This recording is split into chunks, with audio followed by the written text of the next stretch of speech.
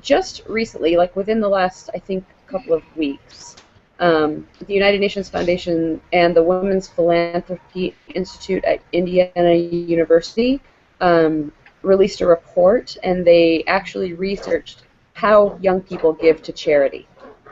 And the findings are kind of fascinating, but one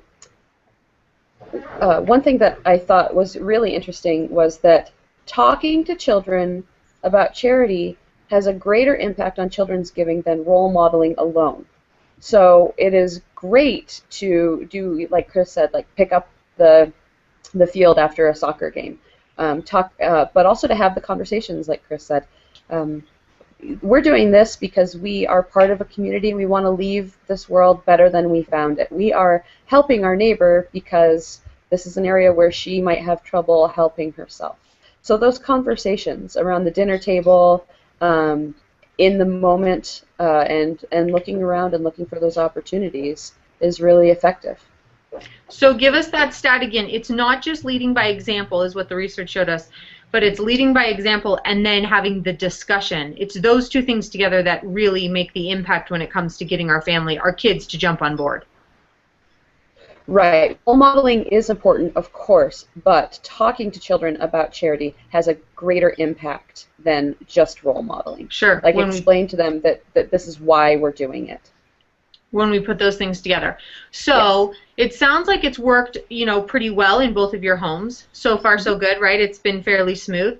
Have either of you dealt with resistance from your kids?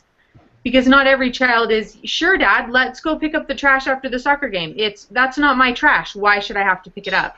So how are we going to deal with the child that can't quite grasp onto the fact that they should want to contribute or need to contribute to the community around them? What do we do with that obstinate child, Chris?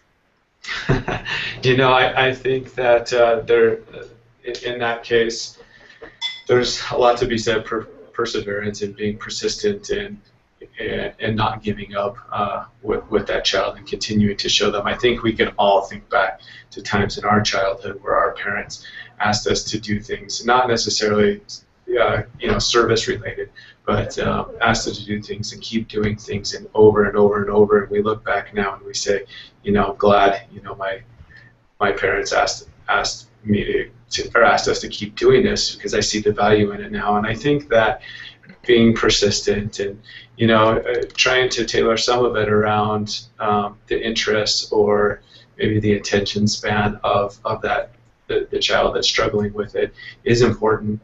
And just continuing to show them that, look, this is important not only to me as your dad, but it's important to us as a family. And so us as a family we are going to get together. We are going to do this, and like we've been mentioning, that we sit down and we talk about it not only after, but we find opportunities maybe throughout the week. Maybe if a day or two goes by and some small act of service hasn't been done, that we at least take the time to sit down and talk with the kids, or maybe over dinner, or find another time to talk to them about it, so that it reinforces within them the importance that we believe community service is.